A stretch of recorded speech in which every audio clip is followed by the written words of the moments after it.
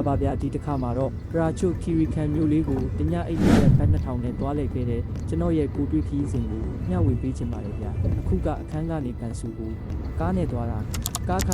245ဘတ်ကြပါတယ်ဘန်စုပူရာရောက်တော့မနက်9နာရီခွဲယထာလက်မှတ်ကဝယ်လို့မရတော့တာနဲ့အနီရောင်ယထာလိုင်းကိုပြောင်းစီပြီးတလင်ချမ်းပူရာဘက်ကိုတွားခဲ့ပါတယ်ဗျာယထာကတယောက်ကို35ဘတ်ပေးရပါတယ်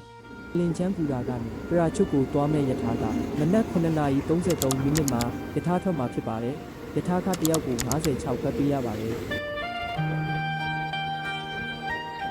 ယထာပြတင်းပေါက်ကနေမြင်ရတဲ့လမ်းဘေးတစ်လျှောက်တဘာဝအလှတရားလို့တကယ်ကိုစိတ်ကြည်နဲ့ဆရာပါပဲ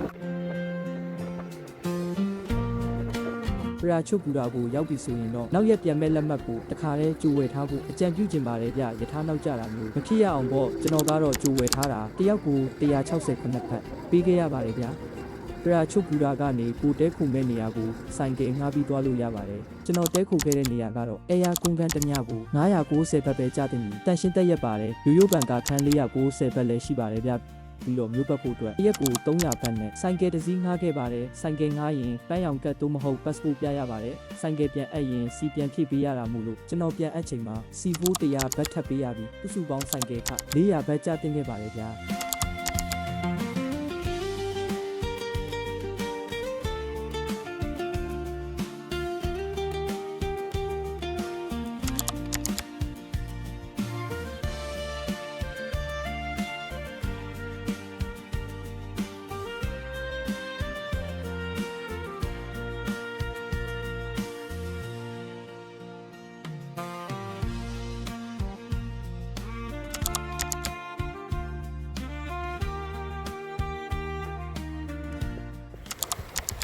ဒီခီးစဉ်မှာတွားရောက်လက်ပတ်ခဲ့တဲ့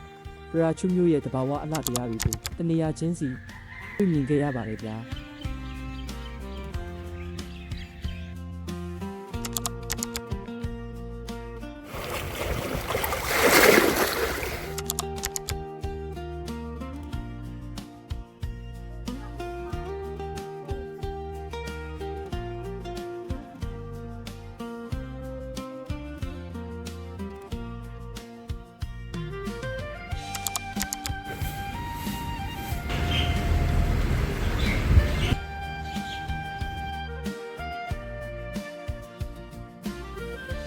ဘတ်2000နဲ့တကယ်ကိုတန်မိုးရှိတဲ့ခီးစဉ်တစ်ခုဖြစ်ခဲ့ပါတယ်ဗျာဒီနေရာတစ်ခုချင်းစီရဲ့အသေးစိတ်အလှတွေကိုတော့နောက်ဗီဒီယိုတွေမှာထပ်ပြပေးသွားမှာမို့လို့ follow လုပ်ထားပေးပါဦးတော့ကျေးဇူးအများကြီးတင်ပါတယ်ဗျာ